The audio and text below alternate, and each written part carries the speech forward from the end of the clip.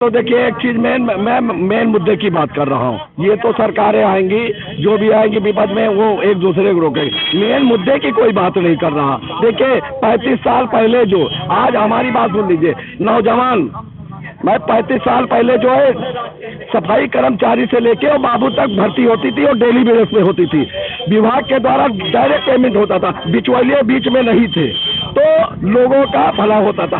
आज क्या है, हर विभाग में ठेकेदारी पड़ता। अच्छा, ठेकेदारी में 25 और 30 हजार विभाग पेमेंट कर रहा ठेकेदार को, और ठेकेदार दे रहा 5 और 6 हजार रुपए। फिर उसमें भी दलाली हो रही है। उसमें क्या हो रहा है कि वो जो है, जैसे आज नगर निगम में 100 आदमी की सैंक्शन हो जाती है। सुन लीजिए, सफाई कर्मचारी की, जिन्होंने मोदी साहब ने सफाई कर्मचारी का पैर धोया था, वो सफाई कर्मचारी के आप जांच करा लीजिए। इस पर मैं कह रहा हूँ, अगर CBI जांच करा लीजिए, अगर गलत हो तो मैं झूठ। हर पार्षद के पास, हर उसके पास 50 और 100 आदमी की सैंक्शन होती है, और क्षेत्र में कितने आदमी लगा रहे? 10-90 आदमी का पैसा मिल बांट के सब खा रहे हैं। नगर निगम में देखिए, मेडिकल कॉलेज में चले जाइए, 50,000 रुपया दीजिए, 50,000 रुपया दीजिए, आप कर रहे हैं, आपको हटा के दूसरे को लगा दे। इसी तरह लोहिया में चले जाइए, भ्रष्टाचार, 1 लाख रुपया दीजिए, वार्ड भाई की नौकरी पा जाए। कैसे भ्रष्टाचारी हो रहा जो मामले को? नहीं, जो भी सरकारें आ रही, मैंने कहा 35 साल पहले भ्रष्टाचार नहीं था, ये 35 साल से भ्रष्टाचार हो रहा। और हमारी ये सरकार, कोई भी सरकार आए, चाहे कांग्रेस की हो, चाहे बीजेपी की हो, या कोई भी सरकार को ये सीखना चाहिए कि सीधी भर्ती करे। सुन लीजिए, सीधी सरकार को ये चाहिए, सीधी भर्ती करे। जैसे कांग्रेस के 35 साल पहले कांग्रेस के पीरियड में होता था कि डेली वेजेस की भर्ती हो जाती थी, और 240 दिन आदमी काम कर लेता था, वो नौकरी का हकदार हो जाता। आज सफाई से लेके चपरासी से लेके बाबू तक सारी भर्ती खत्म कर दी।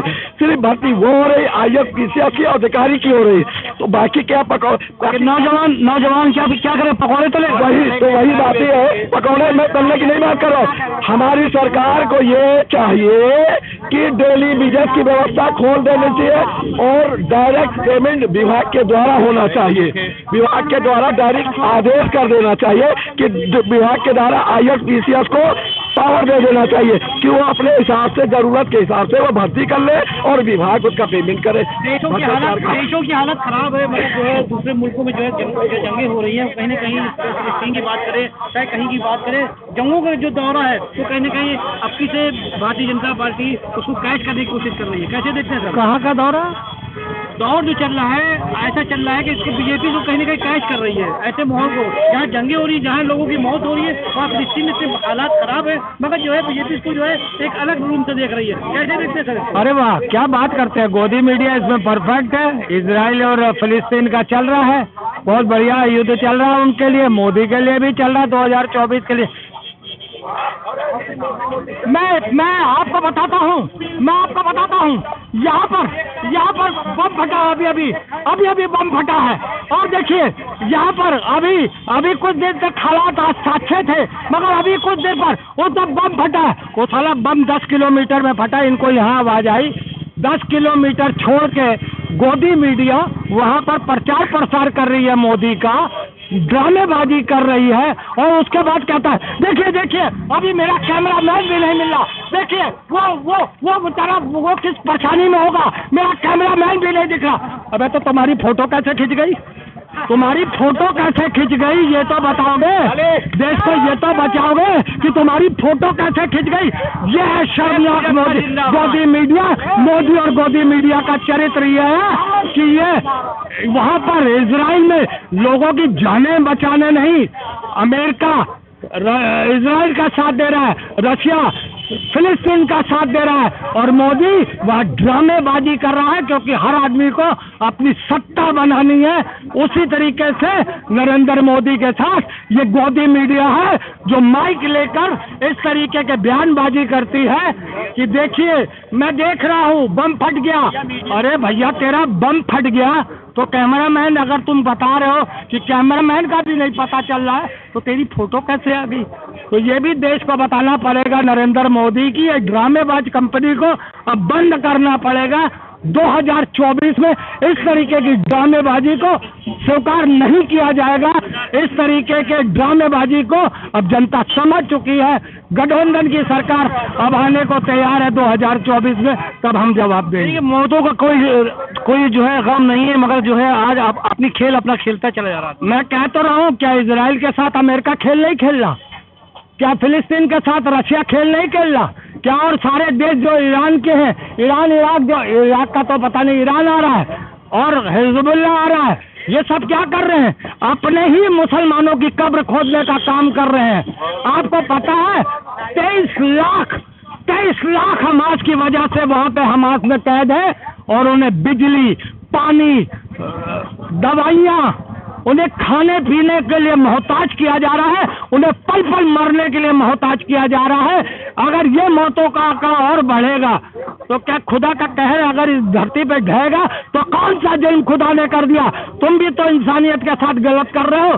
तो अगर खुदा कहर ढहेगा ना तो फिर तुमको समझ में आएगा, क्योंकि खुदा की लाठी में आवाज नहीं होती है, वो बहुत दूर तक असर करती है, समझ लीजिएगा।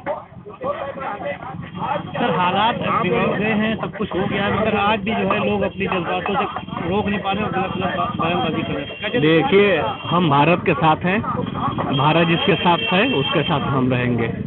इसके बारे में मुझे पूर्ण जानकारी नहीं है। ये जो जंगों का जो दौर शुरू हो गया, कहीं ना कहीं उसको जो है होना चाहिए या नहीं होना चाहिए? ये तो बिल्कुल सरासर नहीं होना चाहिए। आवाम की जो मौतें हो रही हैं, ये तो बहुत मारे जा रहे हैं, बच्चे मारे जा रहे हैं, बहुत दुखदाई है ये। और भारत के साथ हम हैं, भारत जिसके साथ रहेगा उसके साथ हम हैं। कहा भारत जिसके साथ रहेगा हम उसी के साथ रहेंगे। फिलहाल आइए और लोगों से बात करते हैं और ये जानते हैं किस तरह की जो है हालात बिगड़ते नजर आ रहे हैं। फिलहाल अभी जैसे लोगों से बात कही गई है, अभी और लोगों से बात करते हैं, ये भी करते हैं। ये बताइए, फिलिस्तीन का जो मामला है चल रहा है फिलहाल, अभी इसको लेकर के आदमी वहाँ की बात नहीं, वहाँ के बच्चों की बात नहीं कर रहा है, मगर फिर राजनीति कर रहा है। देखिए, दुख दर्द में तो आदमी को खड़ा होना चाहिए, चाहे वो कोई भी हो, कहीं का भी हो। इसमें देश और विदेश भी देखना चाहिए, लेकिन पहले हम अपने देश को देखना चाहिए। पहले हमारा देश में कितना परेशानी से जूझ रहा है हमारा देश, कितने कैसे हमारे यहाँ भी बड़े बड़े हादसे हो रहे हैं। अभी ले लीजिए देवरिया वाला कांड, यहाँ पहले इसको समझना चाहिए था। अभी नूह का हुआ था हरियाणा का, उसमें देखना चाहिए। अपने देश में जहाँ ऐसे अराजक खेल हो रहे हैं वहाँ समझना चाहिए पहले मामले को, फिर उसके बाद देश विदेश की बात करें। लेकिन जहाँ ऐसा माहौल हो गया है तो उनके बारे में मेरा समझना है कि वहाँ के थोड़ा हमदर्दी दिखानी चाहिए। वहाँ भी होना चाहिए कि दूसरे देश के कोई देश। फिलहाल अभी जो है इस तरह से जो राजनीति खेली जा रही है, क्या राजनीति को मौत की राजनीति होना चाहिए? देखिए भाई, मौत की राजनीति, धर्म की राजनीति देश में लगातार जब से मैं हो समा रहा हूँ, जात की राजनीति, धर्म नहीं लगातार होती रही। उसके लिए किसी एक पॉलिटिकल पार्टी को जिम्मेदार ठहराएंगे वो गलत होगा। सारी पॉलिटिकल पार्टी वही काम कर रही है, किसी को उसका बेनिफिट मिल रहा है, किसी को नुकसान हो जा रहा है। कुछ दिन बैठ जाते हैं, जात की राजनीति छोड़ देते हैं कुछ पॉलिटिकल पार्टी, उनको नुकसान हो रहा है। आज भी वही राजनीति, चाहे कांग्रेस हो तो पहले मुझे नहीं लगता कि इस तरह खुल के जिस तरह आज बैकवर्ड की राजनीति कर रही है उसको पहले करना चाहिए था। आज वो चरम सीमा पर है, भाजपा भी कर रही है, कांग्रेस भी कर रही है, समाजवादी पार्टी भी कर रही है, बसपा भी कर रही है। जो जब चुनाव आता है तभी दलित मुसलमान गरीब नजर आते हैं, उससे पहले जो है टाटा फिक्स हो जाता है। भाई ये तो नेताओं से सवाल करना चाहिए कि हम जैसे जनता चुनाव के समय ही क्यों याद आते हैं, उससे पहले क्यों नहीं याद आते। जब तक ये जाति और धर्म की राजनीति रहेगी, संघर्ष की राजनीति देखिए खत्म हो चुकी है। राम मनोहर लोहिया ने कहा था कि अगर सांसद वो खाली हो जाए, सड़कें खाली हो जाएगी तो सांसद आवारा हो जाएगी।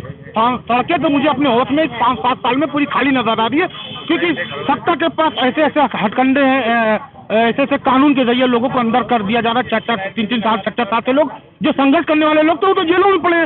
सड़कों पर संघर्ष को कौन करेगा? पार्लियामेंट आवारा हो चुकी है, संघर्ष करने वाले तो जेल में है। CNRC के दौर से आज तक जितने लोग प्रोटेस्ट कर रहे हैं सब लोग तो जेल में संघर्ष कर। जनता के बारे में सोचने वाले तो बहुत सी पार्टी के लोग हैं और सोचते भी हैं, लेकिन करते नहीं। सोचने से काम नहीं होता, इम्प्लीमेंट करने से होता है। ठीक है, इम्प्लीमेंट करना चाहिए। इम्प्लीमेंट जो अभी 70 सालों में सरकार रही है उसी में से हमें देखना चाहिए किसने देश को आगे बढ़ाने का काम किया है और किसने नहीं किया। कहती थी कि केंद्र में उत्तर प्रदेश में एक ही सरकार होगी तो कहीं न कहीं मंजिल पार हो पाएगी, मगर जो है बंटा हो गया। मैं आज आपको एक बात बता दूं कि अगर 2 कहार डोली उठा रहे हूं एक का सिरा दूसरे के बैक पर कर दिया जाए, दोनों दो तरफ हों, तो डोली किधर जाएगी? इसका कोई वो नहीं है। हमने एक सांप देखा जिसके दो मुंह होते हैं। 15 दिन अंधेरी रात में एक मुंह सूख जाता है और 15 दिन उजाली पाख में जो है एक मुंह सूख जाता है। तो वो जितना पीछे घुसता है उतना फिर पीछे हो जाता है। तो ये जब दो सत्ताएं आपस में केंद्र और बराबर हो जाएंगी तो निरंकुश हो जाएंगी। केंद्र सत्ता स्टेट को नहीं कार्य करने देगी, स्टेट केंद्र को हस्तक्षेप नहीं करने देगी। और जिसका उद्देश्य सुनील बंसल जी उत्तर प्रदेश में पूरा कर रहे हैं, इसमें कोई दो राय नहीं है। वो काम ही नहीं करने दे रहे हैं बाबा जी को, बाबा जी उनको काम नहीं करने दे रहे हैं। इसी में जनता पिस रही है और नेता अपने ढंग से, अधिकारी अपने ढंग से जी रहे हैं और इससे न्याय नहीं मिलने वाली है। नौकरियां कहाँ चली गई सर? नौकरियां अपनी बिरादरी के लोगों को पहुंच रही है। जिस बिरादरी की सरकार होती है, चाहे मायावती की हो, मैं अपने होश में जो देखा वो बता रहा हूँ। चाहे मायावती की सरकार रही हो, चाहे मुलायम अखिलेश यादव की सरकार रही हो। मैंने कुछ दौर मुलायम सिंह का भी देखा है, कुछ दौर माननीय योगी आदित्यनाथ जी का देखा है। उनके जिस बिरादरी के मुख्यमंत्री उत्तर प्रदेश में बनते हैं, उस बिरादरी के लोग नौकरियों में दिखते हैं। बिहारी वाजपेयी ने 100 जेब का रास्ता खोल के मुसलमानों को कहीं ना कहीं आगे बढ़ाने का काम किया था। बिल्कुल बिल्कुल, मैं इस बात को एक्सेप्ट करता हूँ। अटल बिहारी वाजपेयी देश के माइनॉरिटी के लिए सबसे अच्छा काम किया। और बुलडोजर नीति की जो बात आ रही है, बुलडोजर नीति की, मैं अपने होश में जो देखा हूँ, बुलडोजर की पहली कार्रवाई रामपाल यादव समाजवादी पार्टी के विधायक थे सीतापुर से, अखिलेश यादव मुख्यमंत्री थे। अखिलेश यादव के खिलाफ बयानबाजी देते हुए उनकी सीतापुर से लखनऊ की सारी प्रॉपर्टियां इलीगल बता के ध्वस्त कर दी गई। ये नीतियां जो भी सरकार आएगी वो करती रहेगी। एक तरीका अखिलेश यादव ने दिखाया था योगी आदित्यनाथ जी को, वही अपना रहे हैं योगी आदित्यनाथ जी। कोई नया काम कोई नहीं कर रहा है।